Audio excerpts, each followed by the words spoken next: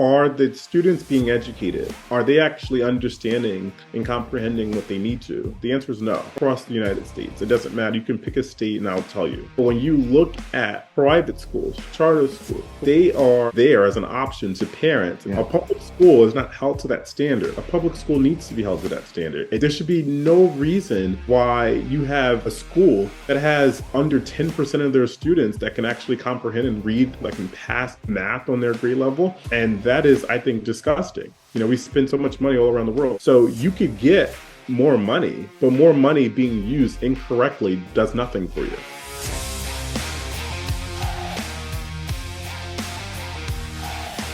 Well, hello, everybody, and welcome back to the Audacious Faith Podcast. And I have a special guest today. I'm excited. He's coming to me all the way across the country via Zoom here in New York. And so I'm in California, so we're going all the way across the United States. But a great guy, just a lot to say. Actually is an author as well. He has a book which came out just not too long ago, and we're going to reference that today. So Jarret Freeman, thank you so much for joining us today on the podcast. Thank you so much for having me, Jay. I really appreciate it. Thank you. Well, let's get right into it. I want people to get to know you a little bit. So maybe kind of give us just a little bit of maybe your background, upbringing, and maybe a little bit about how you became a person of faith as well. Definitely. So I grew up in New York. I grew up in Queens, the southern part of Queens, in Laurelton, a town called Laurelton. And I grew up. My family has gone to church, but I think that doesn't just make you a person of faith by just going to church or having a family that goes to church, but really being taught and with those principles, I think has helped me. My high school years was spent at a Christian school that also helped instill certain skills and tools in my life that were, faith-based, because it was a Christian high school. And I think having the foundation of a family where I was raised through faith, but then going to school where that was in my environment, it really helped push me into a direction that faith became a really important part of my life and a really important part of just who I am. And that's where I became who I am. Awesome.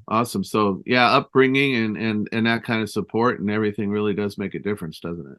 Yeah, it does. So let's get right into the book, because I think, I admire you for writing a book, first of all. I keep saying I need to write books, and I start them and I don't finish. And so the very fact that you got that done and it's out, it's got a great cover to it, a great title. It's called The American Dream versus the American Trap: The Untold Truth of Student Debt. And of course, student debt is big when it comes to how it's just putting a stranglehold on people. So give us a little background on how this came about, and maybe a little synopsis of what you're getting across in your book. Definitely. I think for me, I wanted a resource that I could have when going to school. So it was almost as if I was talking to myself 10, 15 years ago, to my younger self, and being able to go into school, go into college, and say, what resource could I have going into school that would really help me navigate in a way that would help me make the decisions that I needed to? For example, if I'm having a conversation with the financial aid director on student aid, or just understanding loans and how I could best pay for college, I wanted to be able to be empowered to have the right questions that I can ask, but know what I could ask, and also know where to start. Sometimes there's a lot of information that's available, but it's not aggregated in a way where you can easily digest that information and understand what's applicable to you and how to navigate that. And so I really wanted to build a resource where people could use this book as a reference, be able to say, okay, great, I need to ask these questions. I need to understand fixed rates or variable rates. I need to understand these different types of loans federally or within my own area. What do I do? Where do I start? This is the place in which you do that. That sounds extremely valuable. How have you seen, you've probably experienced yourself, and I'm sure part of the reason for writing the book, people are they're getting an education because they're told to do that. They're told that's part of the American dream. They're taking on all kinds of debt to do it, not thinking about the future. Many people don't even end up doing what they studied for. And then they have all this debt as they go into adulthood. Is that part of what really gave you the passion to do this? It is. I think one thing that's so important is understanding that everyone's not meant to go to college. Everyone's meant to be educated, but we're not all meant to go to college, and that's fine. That's fair. I think there was a stigma on you not going to school, you not getting a college degree, and we pushed so many students, young people, to go to college when they did not know what they wanted to study, what they wanted to do, or really they had no idea on what their college experience could be because they didn't know where to start. The thing is that it's not an issue if you don't know where to go, where to start. You have to pay for that experience. That is costly. We have many programs, and I mentioned this in the book, where you can have a gap year, where you can engage in a year-long program that's actually going to give you so much more life experience than just spending a year in college where you don't know what you want to do, or going to community-based university, community college, and taking certain courses where you can try different things, or you can go to trade school and you could pick up a skill and actually make more money than some people who are actually going to college.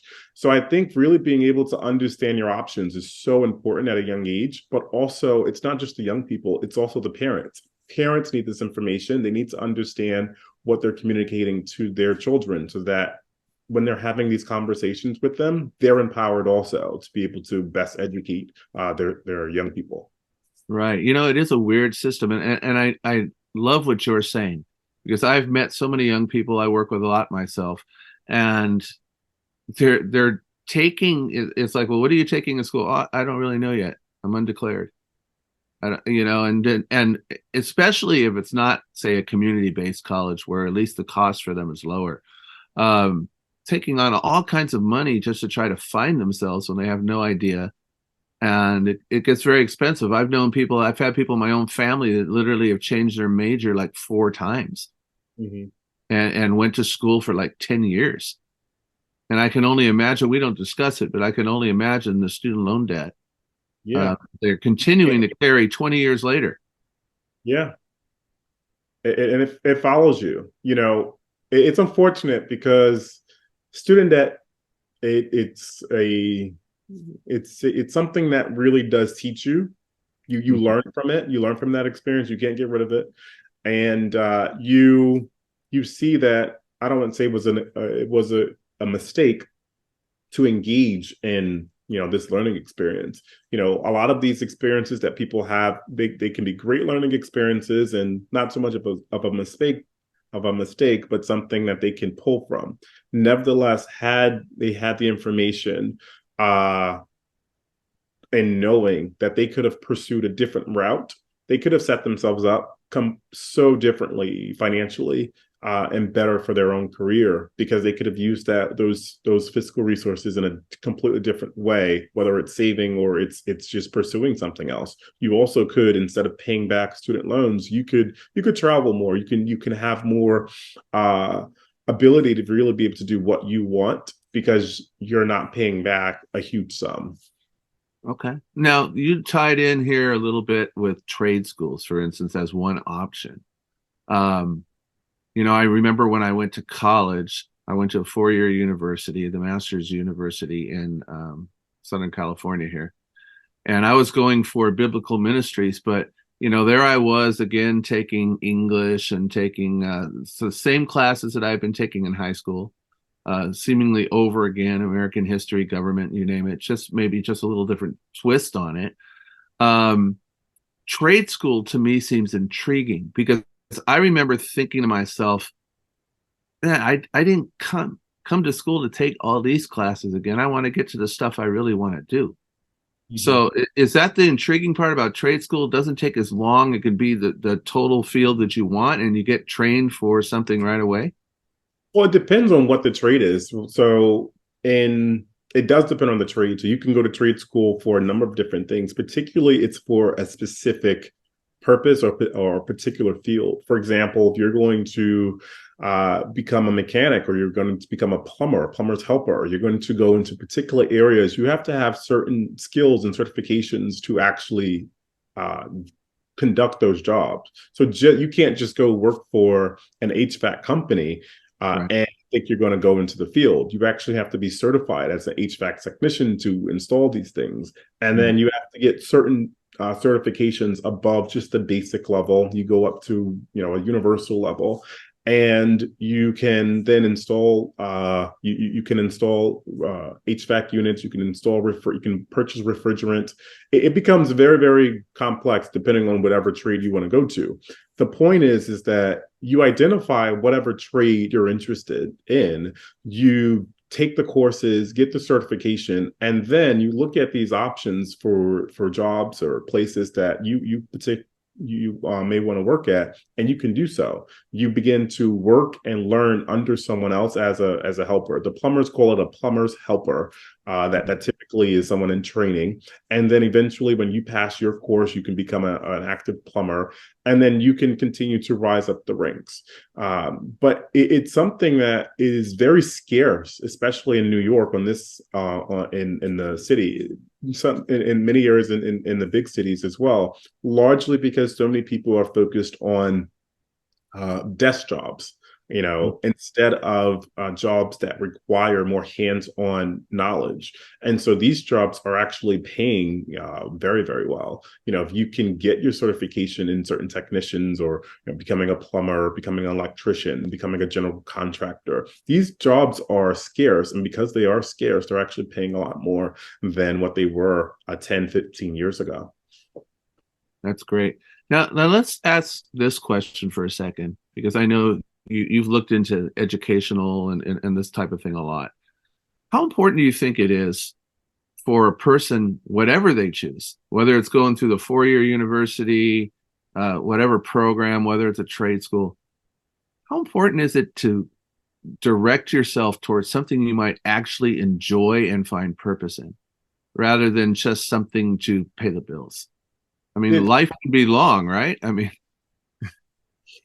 I think it's so important, because for me personally, I think it's important. You do have folks who lean into areas where it pays very well, and that may work for them. I think after a certain period of time, it won't, because you get tired of doing something that you don't really like doing. And though it may pay you or be able to afford you a lifestyle that you may really like, you're paying for it in other ways. And so either way, you're going to sacrifice in some way. But if you can identify something that you like doing, you really enjoy it, you're going to find a way to not just do well at what you're doing, but also make it an enjoyable career for yourself. I think that is so important, because like you said, you get one life. And if you're going to spend it trying to just chase the highest paying opportunity, you'll continuously just be chasing different things and not learning and growing and something you could really enjoy. And you could even be potentially making even more money. Right. Now let's tie that into faith, because we did mention faith in the beginning. And as people of faith, obviously we believe that God created us, made us with certain gifts and abilities. So I believe personally, I'm sure you do as well, Jarret, that, God made you with certain skills and certain likes. And he knew what he was doing. So does it make sense, would you say, if you're directing, say, a young person or a person of any age, saying, hey, what is it that you're going to do in life, that they would probably have some aptitude for it, things that they enjoy, things that they kind of naturally tend to have a skill for, is probably some of what God made them for? Would you tie that in that way? I would, but I would also tie it in that it's important to understand that in some cases you may not necessarily know or understand certain fields or what you may or may not like, which I think it's important to push yourself into areas where you may find discomfort. The Bible talks about that too. Right. It's in discomfort that you grow in those challenges. So if you actually test the waters in different areas and different opportunities in different fields, you could see, what you have an appetite for, what you like, what you don't like, and what skills you actually do have and where they could be applicable in other areas. And so I think that's important too, because if you only lean into what you're good at and what you like, you may actually be closing the door on something else that you may be a superstar in. And so it's important that you broaden your horizons and allow yourself the opportunity to be exposed to a number of different things so that you can make that decision on what marries with your skill set, with your wants and your needs, and to a successful career for yourself. Now, then we're going to have a good little shift here based on what you just said, because I love that answer. Let's shift into modern day education then, and what's happening, say, in public education today. You're just talking about getting yourself out of your comfort zone, pushing yourself into an area that maybe you've not been in before. You could end up being a superstar. And yet more and more we see kids, adults, having kind of a philosophy that's been catered to them to make them softer, in the sense that they seem to, we'll just make everything easy. If something's difficult, we'll let you just go in a room and kind of chill out and relax. Not having to really cope with things. Have you seen this trend going, and how dangerous do you think it is? So what of interest of seeing of how kids are interacting within school? Yeah. And I'll give you an example. Okay. Yeah. For instance, I coach in a public high school over here, and I'm finding now that, for instance, if they have their earphones in class, teacher can't have them take it out because it might stress them out. If they're a little stressed out, let's just go to something called the wellness center and they can just chill out in the room. It's very foreign to me, the ability to, I believe that we learn sometimes the best through challenges and, failing forward. And that's being cushioned more and more. A lot of the bars being lowered and lowered so that doesn't happen. I don't know if you've noticed that and if that would be a concern to you. I have noticed it, and it is concern. One of the things I enjoy doing is looking at different districts and how they are performing and things that they're using to be successful. And Mm-hmm. when you look at some of the most successful school districts or schools, high performing schools, they have very strict and rigid structures. And to your point, that only hinders a child's ability to actually succeed. It's so important for a student to be able to focus, pay attention in class, but also for there to be consequences when you don't listen and when you're being a disruption to the learning environment for others.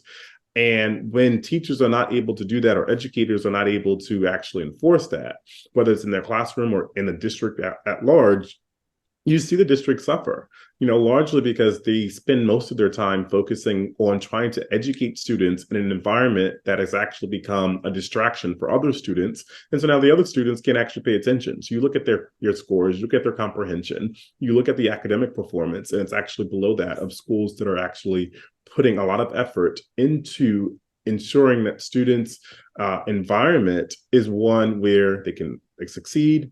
It's clean. It's also it works for everyone. Right. Okay. Yeah, I definitely agree with you on that. Now, one of the concerns that I believe you have, because we kind of expressed in some pre-interview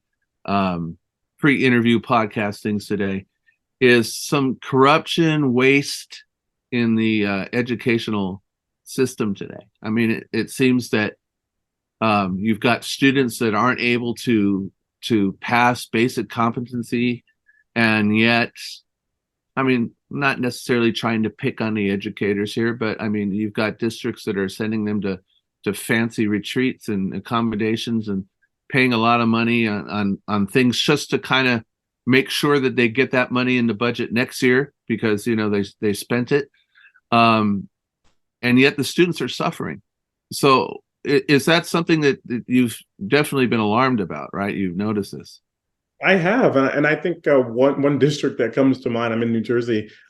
Is Newark and Patterson, and these districts have a lot of money. Even where I live in Hackensack, they have a lot of money, and I think, and this is my opinion, and I think I'm entitled to have a strong opinion, especially being a taxpayer. A lot of the resources that the school district uses can be better spent. It could so much better be spent. You look at Newark for example. They go on these beautiful elaborate conferences. Don't get me wrong. I'm fine with you going on a conference every here and there. What I'm not fine with is these conferences costing hundreds of thousands of dollars. Your students can't read at or on grade level. Your teachers don't have what they need, but yet your administrators are being paid absolutely very, very, very well. And it makes no sense. This is such a huge discrepancy. Your teachers are asking for tools and resources to be successful. They don't get it. Your administrators are the ones managing these teachers, but they're getting paid very well and telling them they'll get what they need, but they get to go on these beautiful retreats to learn how to educate folks. I thought it was comical that you had a administrator from Newark leading a panel on K-5 academic excellence, and less than 15% of their students are reading at or above grade level. It doesn't make any sense to me. You may be able to share certain skills or knowledge, but what really are you going to share with others on a national level that's working for you when what you're doing is obviously not working for your own students? Right. It's kind of like physician heal thyself, right? In that type of a situation. Let me throw this out there. Can we get a little controversial? I'm gonna throw some things out here, and I think we got a little controversial already, but I'm with it. We did. So we'll just throw it out. I figure if people don't like it, they can disagree. We can always agree to disagree, or they can just turn it off. So it's not a big deal. I'm going to share my opinion. I don't know if this is your opinion. Okay. And that is that when I look at the educational system, public education today, my concern, and I'm not saying this about a lot of the teachers involved, because I know there's great, teachers that really want to help students and everything that are out there. So this is by no means an indictment or a judgmental statement on all of the educators. But is the system really designed to educate students or not? That's the question that I really have. It almost seems to me that there is almost a purposeful effort to keep people only at a certain level, because then it disempowers them and makes them more dependent. I mean, I know that that's a theory that a lot of people have thrown out there, but that's something that I'm seeing. It's like, why you're mentioning here, these scores are so low, these competencies are so low. I mean, we're talking things like basic reading, basic math skills, stuff like that. You would think there's a way to fix that, and yet it seems that all these policies are going the opposite direction. Well, the thing is that there is a way to fix it. And when you look at New York, there's a reason much of the legislature, doesn't really like charter schools. Charter schools perform, and they're held to a standard to perform. Right. And the reason, if I was someone who didn't like them, they're an entity that has to perform, that has to look at what they're doing, educate students, and drive results. You look at private schools, they have to do that. You look at parochial schools, they have to do that. Public schools are not held to that standard, especially in New York. And then around the country, they're not held to that standard. And so it's not that we have a system that, is designed to do that. We have a system that just fosters that. We have a system where you can pour millions and millions of dollars into these public school systems and yield nothing. And that's absolutely okay. I went to an education meeting in New York. I won't say which one, but the superintendent for the district was fine with the fact that less than 40% of their students are performed at or above grade level on their reading and math. It was fine with the fact that their performance did not improve in any regard. They were fine with the fact that there was no academic achievements. When a question was asked, not by me, what steps they're doing to actually improve it, they said, well, we're going to do the same things and hopefully hope for the best. That makes no sense. Right. When you look at schools that are actually performing really, really well, they're looking at what went wrong, what didn't go right, and how we can adjust it. When I look at New York, for example, New York, you have charter schools and private schools that they have to perform. If a charter school doesn't perform, they can lose their charter. They can no longer serve, the students that they're serving. If a public school is not performing, if a public school is failing its students and they stay open, that doesn't make any sense to me. And that's how our system is. And the funny thing about it is public schools get more resources, more funding than charter schools and private schools, and it's not that I want charter schools to get more. My position is I think all schools should be held to the same standard. If you're performing, you should get resources to be able to educate students so that parents can have the best option for themselves. If you're not performing, we need to identify why you're not performing. Either you fix it or you're closed so that those students can go to an option where they're going to be actually educated. Absolutely. So with charter schools and things, so that's more of a choice, right? So a lot of people have talked about school choices for this reason, because people are being stuck with their students and their children being in schools that are not performing. They're not doing anything to change it. And I like what you're saying as well about how, it would be great if schools are shut down if they're not performing, or if administrators are relieved if their programs are not performing, and yet there doesn't seem to be any of that accountability. There's no incentive to do that. When you look at the structures, not just in New York, Chicago, some of the biggest public school systems that also don't perform that well. When you look at the structures, it's not set up to do that. There's no incentive for you to make sure your students perform. If they don't, they don't. If they do, they do. There's no other, there's no big incentives. And so it is what it is. It's status quo. So what they do is they pour money onto it, and this money is to hire these consultants and bring in all these folks to test these different theories, and we hope things work. It doesn't work. It usually doesn't work. And then we go and hire more consultants, and the consultants may shift and change based on different policies or people in office or who because they got this contract or whatever. We can go into the weeds in that, but we won't. My point is that at the end of the day, are the students being educated? Are they actually understanding and comprehending what they need to? The answer is no, they're not. Across the United States, it doesn't matter. You can pick a state and I'll tell you. Across the United States, they're not. But when you look at private schools, charter schools, parochial schools, they are there as an option to parents and families saying, hey, look, we're a public option that's run privately, and we're going to run it completely different, but we still want to educate your child. This is how. If we're not going to perform, well, we're going to close because we're not going to get resources from the state or city in which we're in. Yeah. A public school is not held to that standard. A public school needs to be held to that standard. It needs to be pushed to say, well, are you performing? There should be no reason why you have a school or even a school district in the United States that has under 10% of their students that can actually comprehend and read on or above grade level, that can pass math on their grade level. But we have many.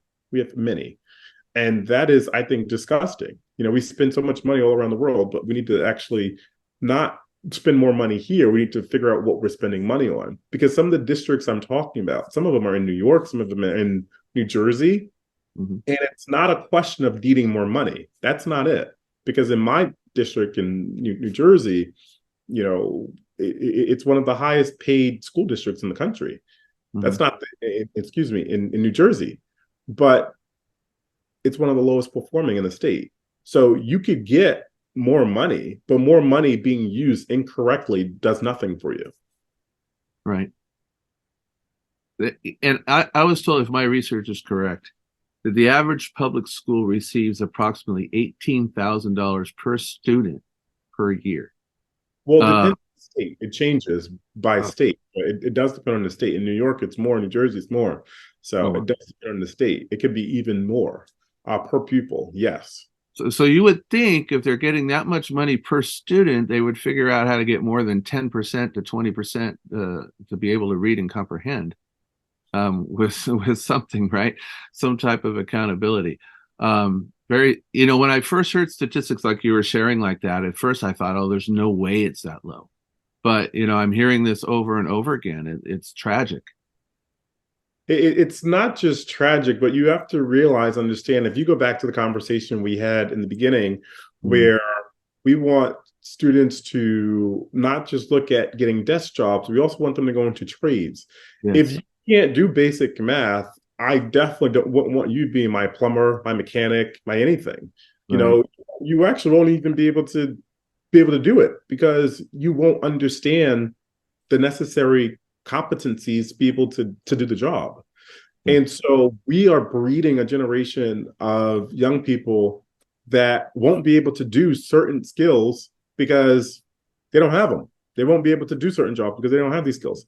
And that's scary because when we look at the world around us, we're far behind. It makes no sense how we are one of the most developed nations in the entire world, and we are so far behind in reading, so far behind in math, so far behind in science, so far behind in everything.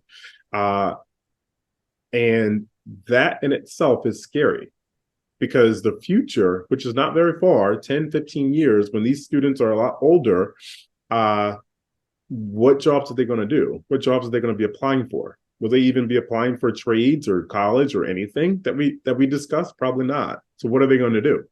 Right. That's important. Are we going to have to lower the requirements for people to become your plumber? Okay, you don't need to know how to use a ruler. You don't need to know how to measure things. Just come in and hope for the best. There's certain things you can't skirt on. Correct.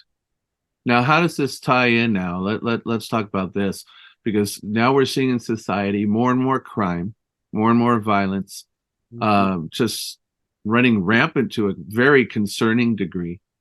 But you have to consider that when people can't read, when people can't do the things that you're mentioning now, and it's not because they're dumb, because everyone's created with a brain and intelligence and all that. It's just they're not getting the proper education. It leads to these type, anger, frustration, lashing out, desperation, whatever types of terms, or a combination of them all. So are you seeing, would you agree with me here that this educational vacuum definitely starts spilling over into society as a whole?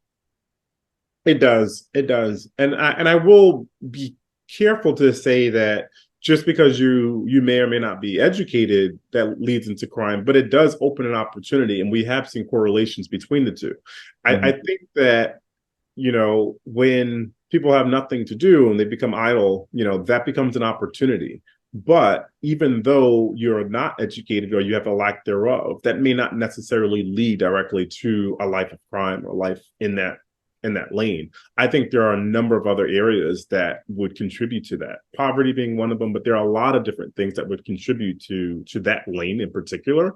But for education, I think it is on us as adults and folks in this field who care to really push the folks who have the ability to make the changes needed to ensure that we don't lower our standards. Our standards are low enough. We actually need to raise the bar of excellence. We need to push students to understand what they need to, but we need to adjust the curriculum that's taught in middle and high school and even elementary school. Students have no idea what a tax return is. Students have no idea how to measure when cooking. You need to understand basic skills so that you can, one, just function in life. But then when you graduate and you're going to go to college or go to a trade school or go wherever you want, you really need to be able to navigate. And I think that we're so far behind that when you look at someone in China, Japan, in Singapore, in these Asian countries where they are so far ahead of us, especially in the third and fourth and fifth grade levels. This is scary because the level of science and engineering and technology that is being taught at that age versus what we're teaching, it's light years away. And that leads into, these young adults who become adults who, go into engineering that builds our weapon system, that builds our defense system, that protects our country, these folks that lead our country and go into policy. So we really, really need to focus on this because it's all a foundation of one thing. Absolutely. You mentioned early in the beginning about, your growing up and your foundation, family support, and all of that.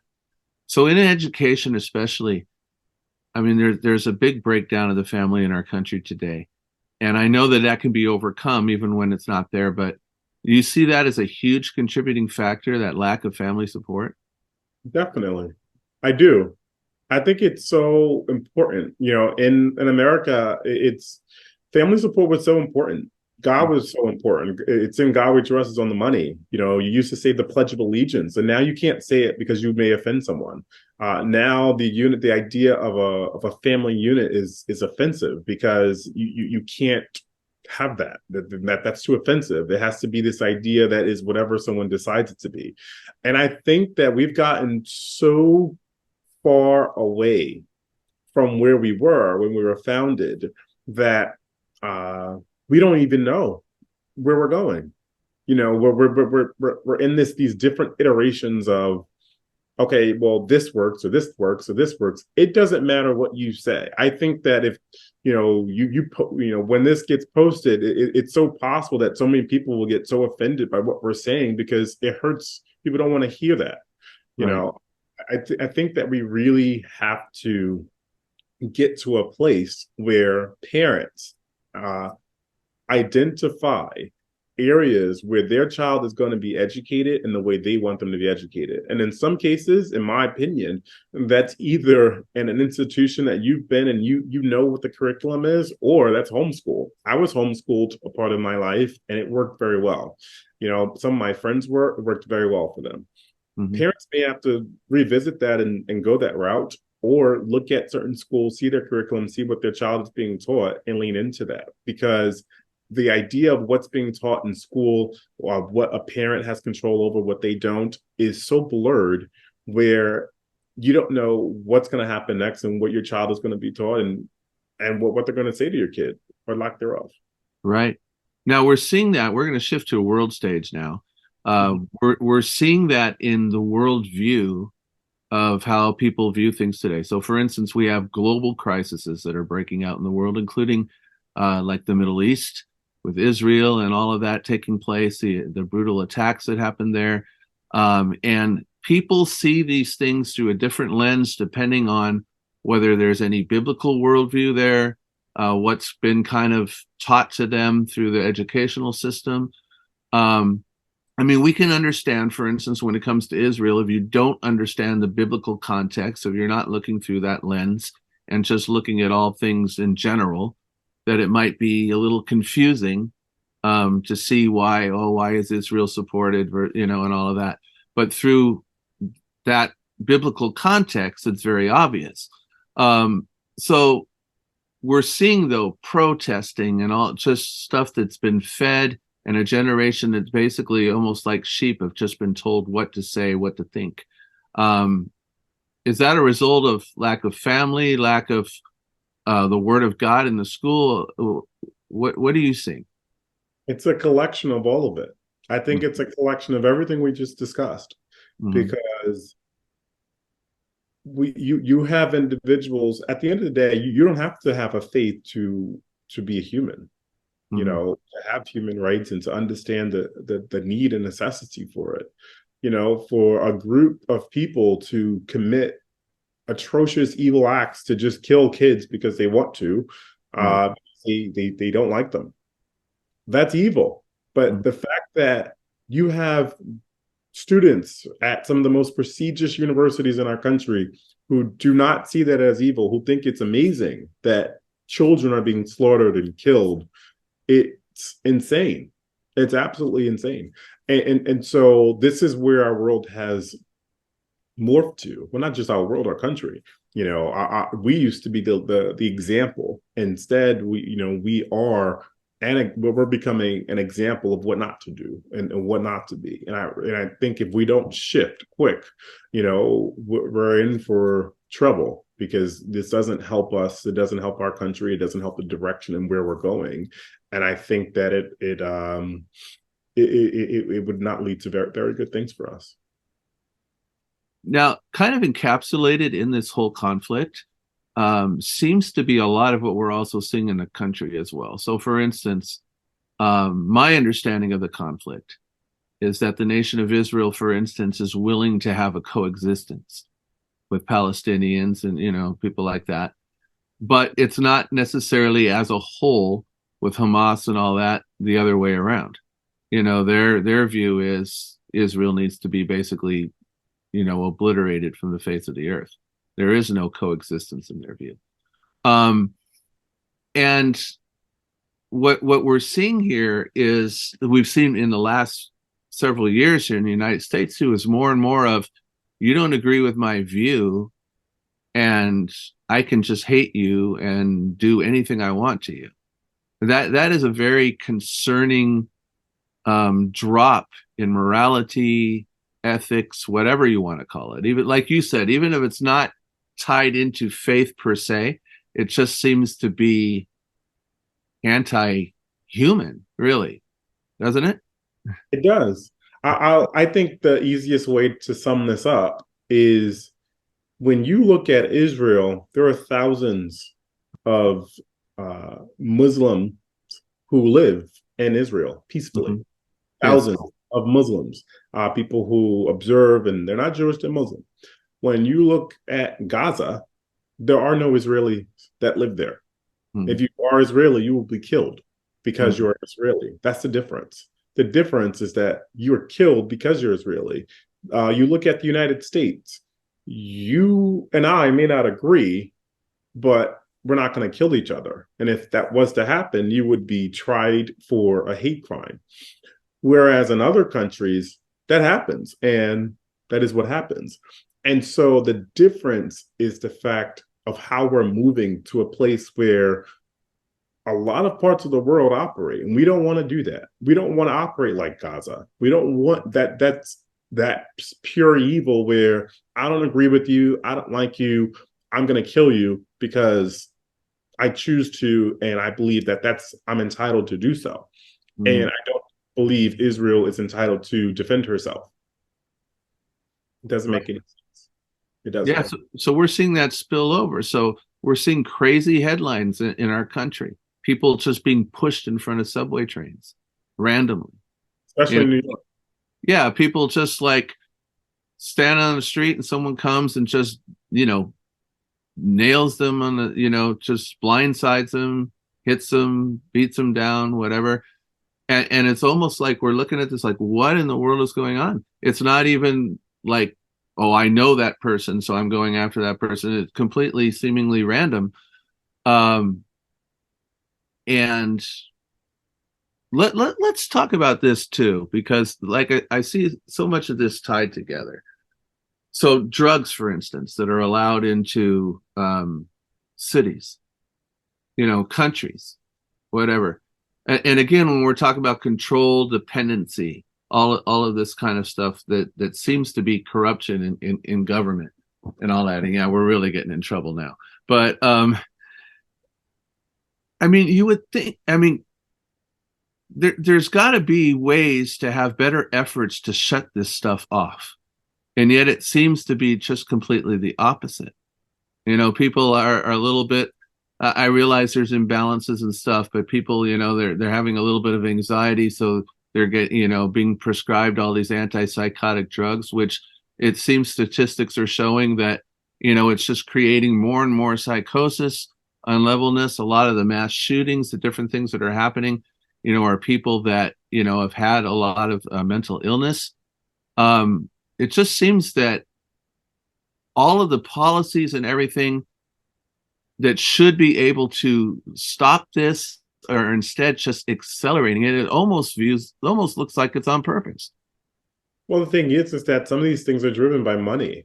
So it's, why would I want to cure you and never see you again when I can give you medication that helps get you better and you get better in 20 years, 30 years?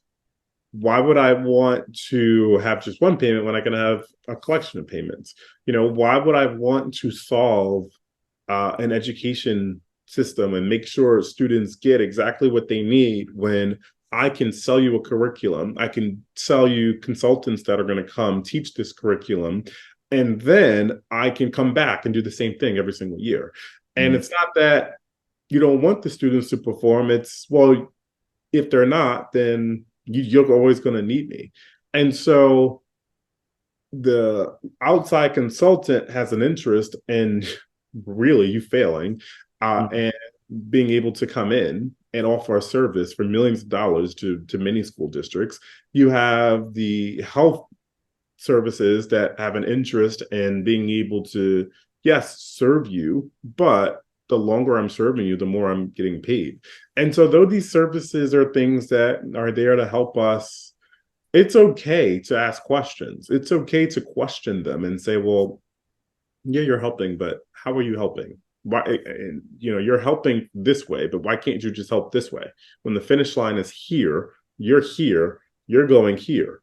We go in such a circuitous motion to fix something that should be linear. And I think that's the biggest thing. And you can't question it, because if you question it, you're messing with the model. And there's so many other actors that get paid and that get fed off of that model that they don't want to fix it. Of course they could fix it. They don't want to.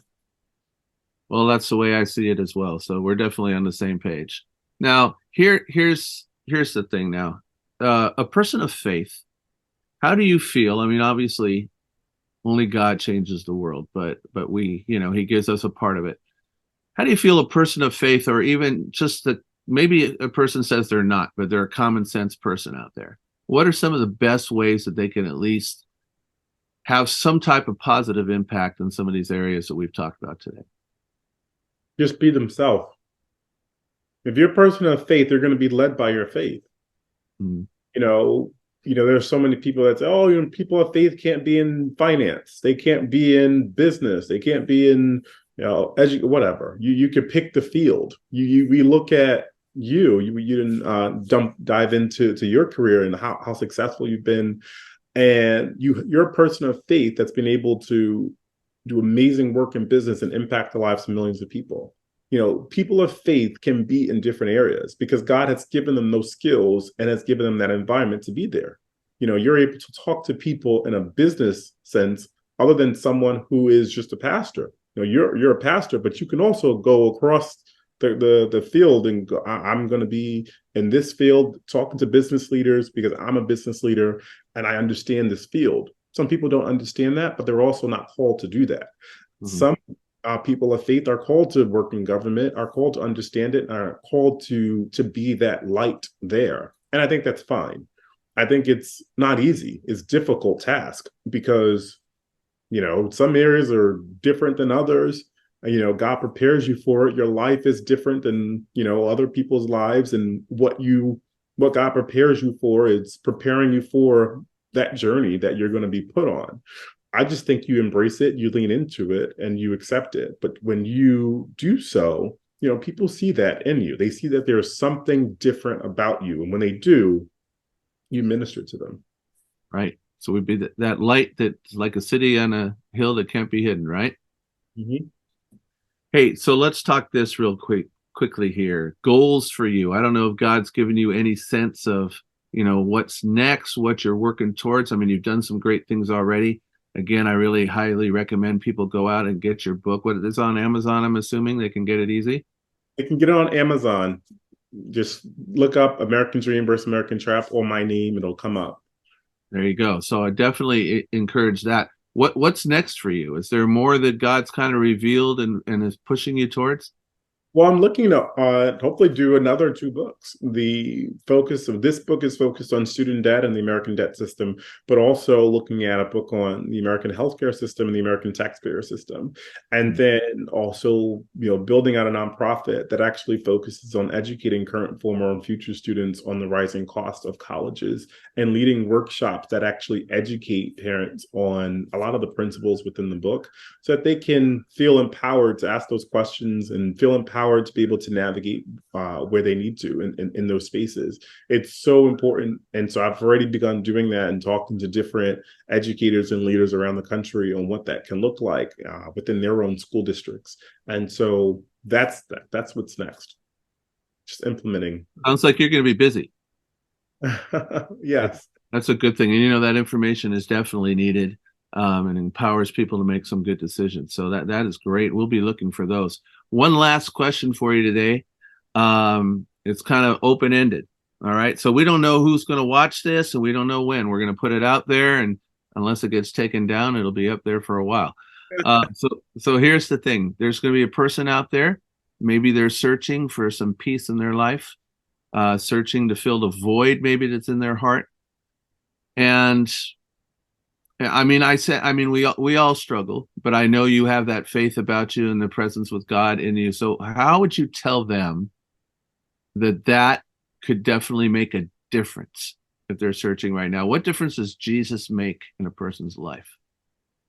Wow, that's a great question. Everything. It's indescribable. I think when you have a relationship with God, it's not just this thing that's there. It's a part of you. It becomes who you are. It becomes a part of who you are.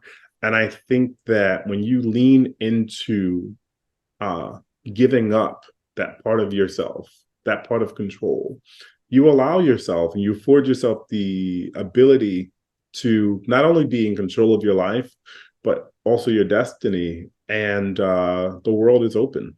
It is so difficult. It's so hard, but it's worth it. And if you don't understand where to start, you can message, I'd say reach out to Pastor Jay or reach out to your pastor. But the most important thing is really to accept Jesus, lean into it, and you won't regret it. Amen. Jarret, I've really enjoyed the time. It's been a great value. I know it's going to help a lot of people. Hey, if someone wanted to reach out to you, what's the best way to do that? They can reach me on Instagram, Jarret, Jarret _Freeman, Freeman. That's the best way to reach me. I'm awesome. on Instagram. So message him if you have something nice to say or a question or something like that. And if you disagreed with something today, you could message either one of us, I'm sure, and we'd be more than happy to engage as well. It's not an argument. I mean, we welcome all ideas and opinions. So we definitely want to throw it out there. And I would also pray that if this has been of value to you today, that you would share this podcast with other people as well. And make sure you subscribe so that you are able to get all the episodes. So God bless each one of you. May you go out there and live a faith that's audacious in the sense that you know that God put you on this earth to do more than just exist, but to make a difference in the world around you. God bless you, and we will see you next time. Take care.